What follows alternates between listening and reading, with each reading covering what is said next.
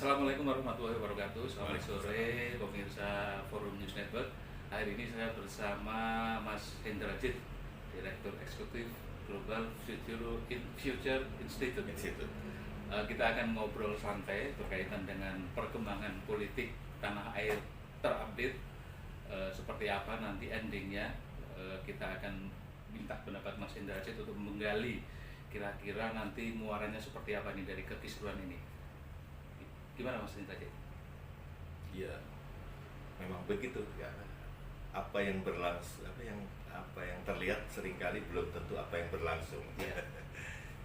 Kalau terkesan buru-buru dari apa yang dilakukan oleh Surya Paloh terhadap pencalonan Cak Imin itu, Mas Hendrajit melihat ada apa di situ? Nah ini, jadi kalau di era digital sekarang yang serba melimpah ruah informasi ya.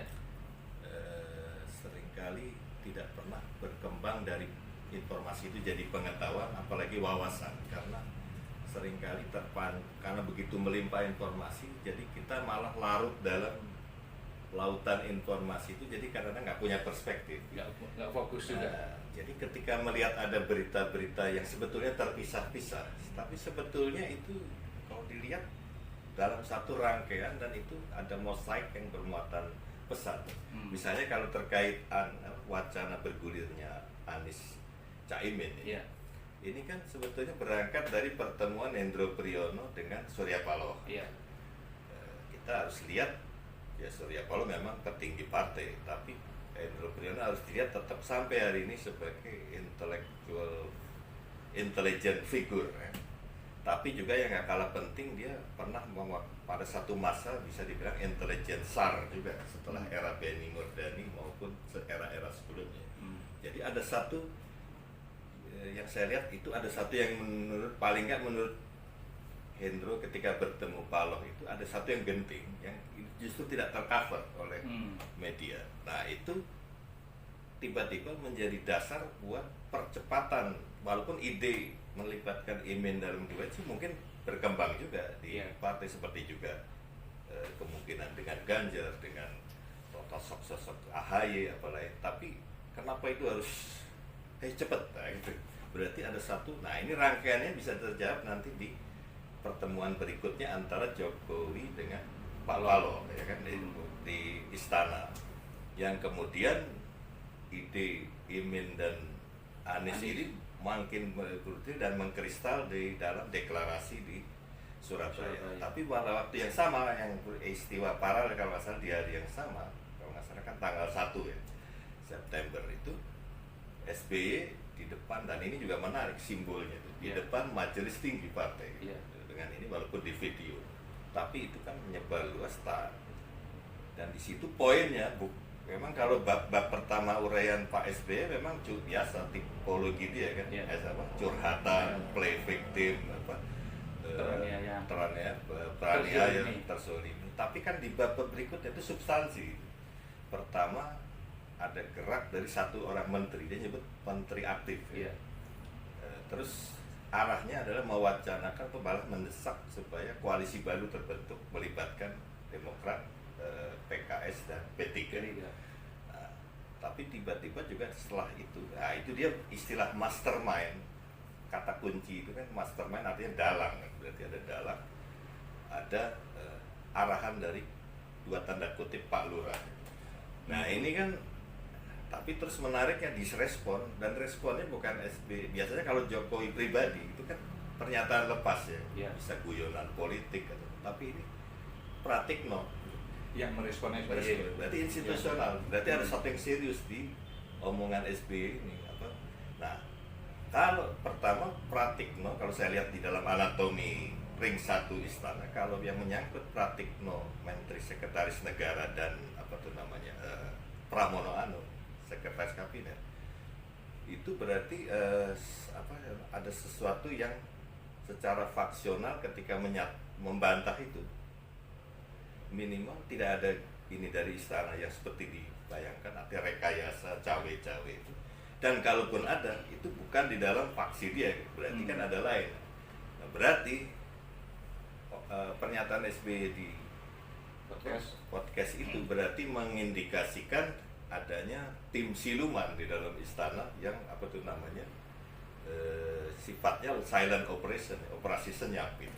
Nah, siapa itu? Nah, itu soal lain. Tapi itu semua rangkaian itu kenapa jadi Anies Muhaimin itu terjelaskan. Jadi berarti Anies ditarik ke tengah untuk mengantisipasi kalau operasi senyap itu jalan, Anies tidak terlibat entah langsung atau tidak dalam skema itu. Jadi Imin jadi sabuk pengaman di situ. Nah, ini terlepas ini karena respon kedaruratan kemudian jadinya nanti benar-benar satu duet yang harus diperhitungkan, bahkan mungkin bisa juga potensial menang, itu soal lain. Tapi ini kayaknya awalnya itu dari satu yang darurat. Iya. Kalau kemudian Hendro Jokowi kemudian setuju Imin mendampingi Anies, itu pertimbangannya apa? Menyerah atau ada rencana lain? Sementara Anies kan simbol dari perubahan dan perlawanan. Kenapa tiba-tiba yang kita juga tahu bahwa Imin itu kan selama ini memang berada di dalam koalisi pemerintah. Ya. Kira-kira apa itu ya? Pesannya apa kira-kira? Atau tujuannya apa itu? Ya, karena kan di dalam politik itu seringkali buahnya itu bukan dari suatu gerak yang linear atau garis lurus, seringkali non linear, yaitu tadi kayak seakan-akan dari gerak yang nggak berhubungan langsung tapi ke arah itu. Nah, paralel yang kita lihat kan di saat genting itu ada satu peristiwa, di satu sisi Imin keluar dari koalisi Indonesia Prabowo, yang dalam hal ini pemantiknya adalah perubahan dari koalisi Kebangkitan Indonesia Raya menjadi koalisi Indonesia Maju. Ya. Nah, itu menjadi titik dia keluar dari itu. Sisi lain ada peristiwa yaitu guliran Sekretaris Jenderal Demokrat yang menyangkut yang gagalnya AHY sebagai duet. Tapi itu tadi semua peristiwa-peristiwa yang ini tiba-tiba menjadi sesuatu yang terlibat menjadi satu dalam gambaran besar yang pertemuan Hendro dengan Surya Paloh itu yang menurut saya itu terlepas itu murni ini atau memang fabrikasi, tapi dari situlah mulainya. Jadi apa tuh namanya, bahwa ada satu yang genting ini dan arahnya itu. Nah, jadi faktor Imin atau fungsi Cak Imin ini adalah menarik yang Anies supaya tidak terlalu dalam bayangannya ini kalau silent operation jalan ini kan berarti ada satu gerak yang lebih radikal ya. Nah, ini Imin menjadi personifikasi dari kontra, dari gerakan kontra untuk menyelamatkan Anies ke tengah gitu di dalamnya. Emang ada indikasi kalau Anies sama AHY itu sesuatu menakutkan gitu buat pemerintah sekarang ini sehingga harus memaksa Imin di dalam waktu yang sangat singkat? Kalau menurut saya malah kalau tidak ada perkembangan yang tiba-tiba yang dipicu oleh kedatangan Hendro ke Surya Paloh ini, sebetulnya yang saya sorot malah kerja politik yang sedang berjalan seiring dengan pertemuan Puan AHY. Malah saya kan sempat menggulirkan beberapa kemungkinan malah Ganjar Anies itu saya lihat bukan tidak mungkin buah dari kalau kesepakatan Puan AHY yang sebetulnya ini proksi dari Megawati dan SBY. Yang kalau saya lihat sebetulnya ini dua orang ini bukan power sharing yang mau ini, tapi menyatukan agenda. Jadi yang nggak sama nih, agenda strategis SBY, agenda strategis Megawati. Jadi belum pada taraf power sharing memang. Tapi agenda ini kalau memang klop, saya melihat bukan AHY nggak jadi faktor, justru berarti kan kalau klop maka PDIP dengan skema koalisi perubahan akan menyatu, dan itu pasti maharnya ya Ganjar Anies atau Anies Ganjar gitu dalam bayang. Tapi ada perkembangan ini yang kelihatannya terus berubah, regroupingnya itu yang terjadi, kemudian percepatan duet Anies Imin, sehingga dengan situasi itu ya mau nggak mau baik Ganjar maupun Prabowo harus melakukan readjustment ya.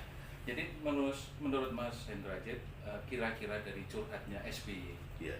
yang kemudian memerintahkan ketua umum dan seluruh cabang di daerah untuk mencabut posternya Anies, Iya. itu SBY sebetulnya mengetahui persis perjalanan itu atau dia kecolongan? Gini ya, kalau kita lihat dari biografi yang cukup lengkap dari siapa namanya Pak SBY Iya. ketika itu, beliau ini kan cemerlang bukan sebagai perwira tempur.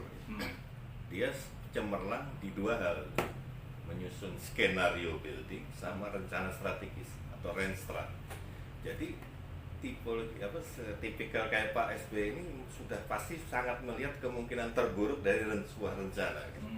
Jadi kemungkinan pembelotan, kalau bahasa mereka sendiri, pengkhianatan terhadap atau apa dengan apa seperti yang akhirnya terjadi dengan Anies maupun Surya Paloh, pasti sudah itu. Justru apa yang dia lakukan, jadi dia sudah nyiapkan apa yang kemudian dilakukan kalau itu terjadi, dan memang terjadi itu akhirnya. Sudah diukur. Nah, bentuknya resultan tuh dari tindakan SBY. Nah, jadi yang menarik adalah dari sekerimit kepingan informasi tadi, leading actor tuh yang dua sebenarnya, Hendro Priyono dan SBY. Nah, apa fungsinya Hendro Priyono?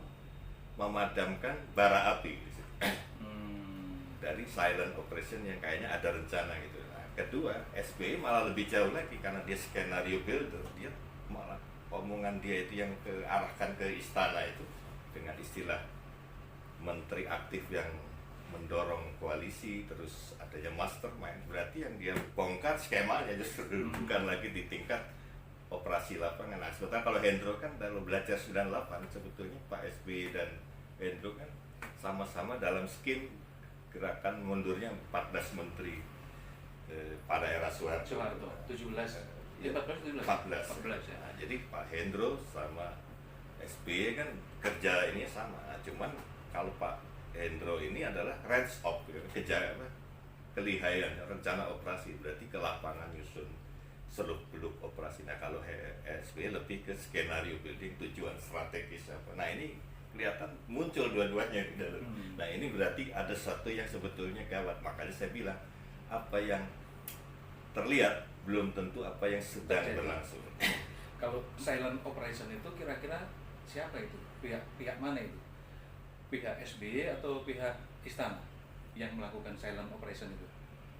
Yang saya lihat, saya belum berani membiayai ini ya, tapi karena saya membaca ada polanya, berarti ada satu faksi di istana yang ingin merebut tuas-tuas mesin yang kebetulan tetap jantungnya ini di Pramono Anung dan Pratikno. Nah, ini barisan ini ada, kalau dalam intelijen ya berarti tidak ada barisan di dalam dan ada barisan di luar. Makanya kontra yang dimainkan Hendro dan SBY ini menarik karena SBY praktis dengan serangan ke istana dalam kata kunci mastermind dan arahan dari Pak Lurah. Berarti kan dia mengembangkan satu prinsip yang di intelijen itu biasa, membongkar dari luar, mengatur dari dalam. Bisa nggak disebut Jokowi sedang berupaya untuk menancapkan kakinya di semua capres, semua pasangan calon? Ada di Ganjar, ada di Prabowo, ada di Anies. Saya kadang-kadang kalau melihat ini sering terinspirasi di kisah-kisah detektif, terutama kalau Agatha Christie itu Hercule Poirot ya. Sama kalau di Sherlock Holmes itu Sherlock Holmes. Jadi ada tokoh, kalau di Hercule Poirot itu ada yang sebenarnya wakil orang awam yang buat dia itu penting, tapi nggak jadi Kapten Hastings. Jadi yang selalu partner dia, tapi cara pikirnya linear, logis, rasional, lurus, dan itu mewakili penglihatan orang banyak gitu. Sementara kalau yang di Sherlock Holmes itu Dr. Watson. Nah, kalau di dalam konteks ini apa yang tadi disebut itu menggambarkan persepsi itu bisa jadi memang ada yang menginginkan ada persepsi seperti itu.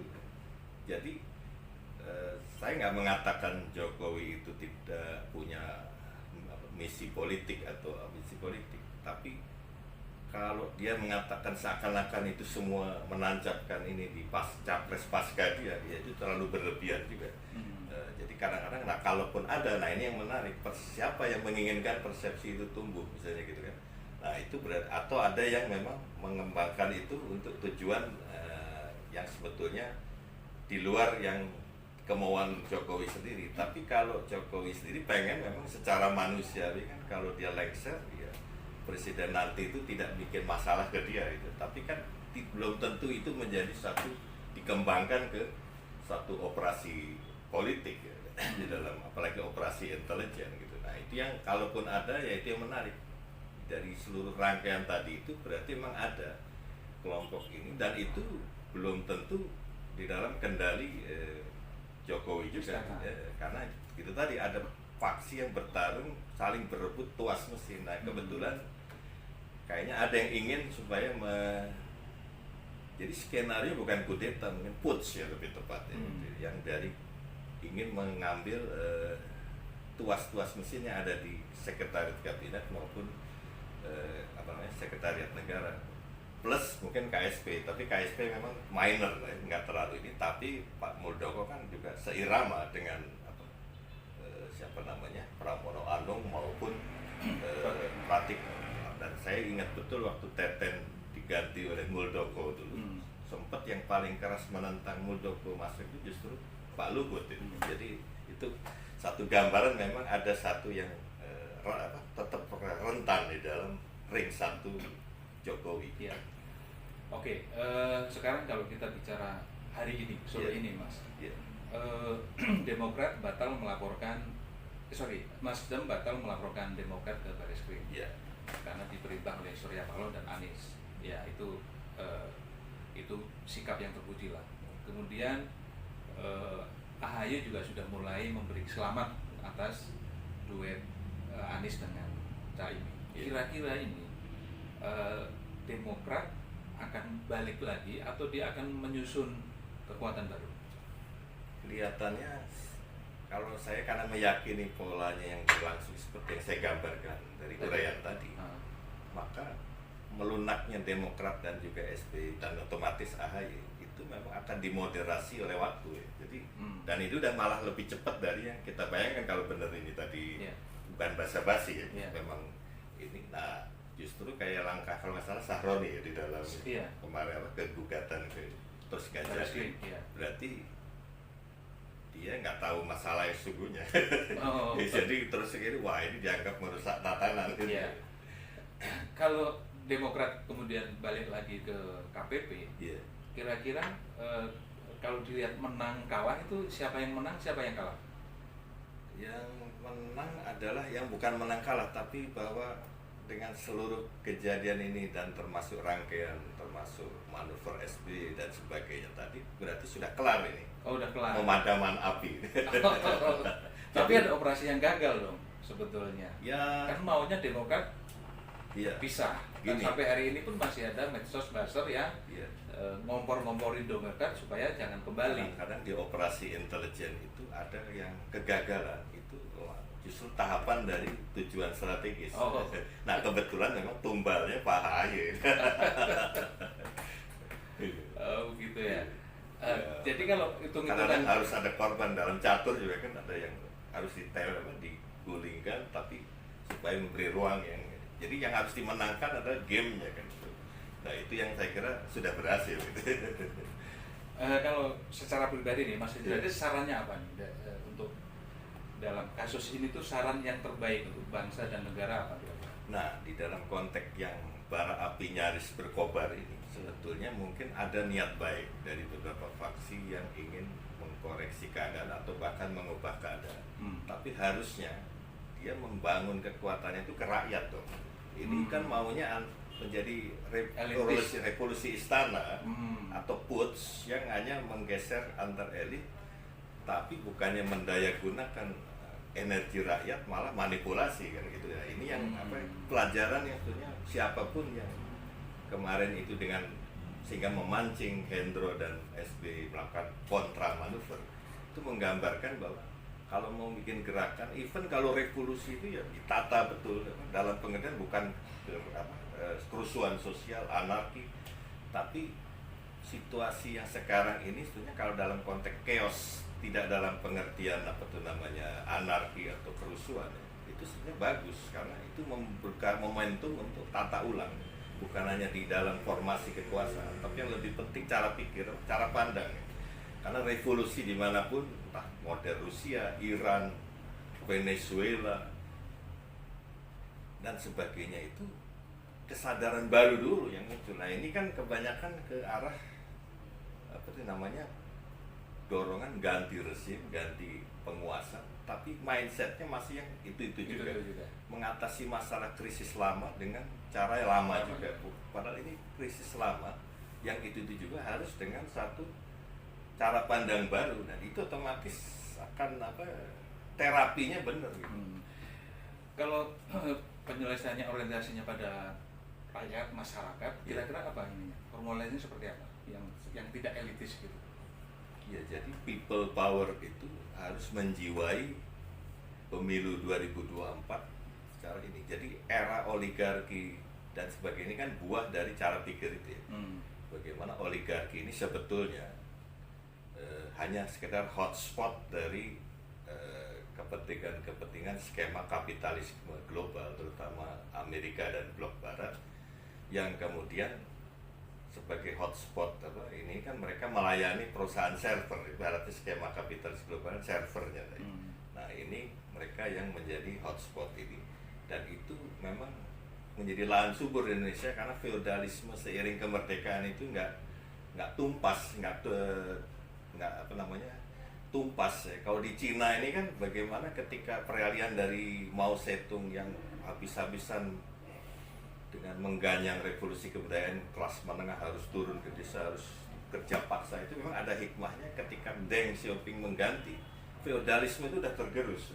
Jadi menata ulang dalam program 4 modernisasi dan visi memodernisasikan masyarakat sosialisme berwatak Cina, itu jalannya lancar jaya sampai hari ini menjadi kekuatan yang bukan hanya bangkit tapi setara dengan kekuatan global yang dulu pesaingnya kan. Jadi, nah ini di kita ini masih jalan di tempat gitu, karena nggak ada mindset yang pengertian perubahan. Nah, mudah-mudahan kalau pengertian perubahan menuju perbaikan itu ya harus mindsetnya jelas dulu. Nah ini pengalaman yang gini nih kayak model-model puts elitis di antara entah di militer atau sipil ini harusnya udah banyak pelajaran. Nah ini udah nggak bisa pakai cara-cara begini. Terakhir Mas, kasus ini kira-kira kalau dikaitkan dengan mimpinya SBY ketika itu, ya, ada kaitannya nggak? Ada irisannya nggak? Atau sama sekali nggak ada hubungannya dengan sekarang? Ya. Kalau kita lihat ya, nah ini kembali tetap SBY ini harus dilihat sebagai PAW dalam skenario building dan rencana strategis. Jadi dalam pengertian mimpi itu bisa juga diartikan simbolisasi dari gambaran mental. Nah, biasanya visi itu kan lahir dari gambaran mental dulu, yang udah jelas akan jadi visi gitu. Itu sudah dibuktikan dari negarawan-negarawan atau keberhasilan revolusi-revolusi berbagai masa politik yang berhasil itu dari gambaran mental. Jadi visi baru strategi dan modus operasi. Nah, dalam konteks ini dia melihat memang intinya waktu itu kan di kereta, setelah turun kereta ketemu Mega sama Jokowi dan dirinya sendiri. Kan? Berarti kan message-nya adalah yaitu tadi derivasinya di pertemuan Puan dengan AHY. Artinya ini itu gambaran mental, dia mau bilang ke depannya baiknya begitu gitu. Jadi di luar persoalan friksi Megawati dan SBY sendiri sejak 2004 gitu. Tapi ya itu pengennya ke depan begitu gitu. Nah itu diwakili oleh dua tokoh milenial ini kan, AHY dan siapa namanya Puan. Dan message-nya kan jelas, yang orang tua ya kita lain ya. Tapi itu kan nggak mungkin juga tanpa tuntunan ini. Tapi selama tuntunan itu bukan dalam konteks KKN atau sekedar kepentingan genealogis dinasti, tapi emang visi ya bagus-bagus, masalah. nggak masalah, Iya. bagus-bagus aja. Baik, terima kasih Mas Indrajit, analisanya luar biasa ini. Mudah-mudahan minggu depan kita bisa lanjutin lagi Mas. Insya Allah. Terima kasih.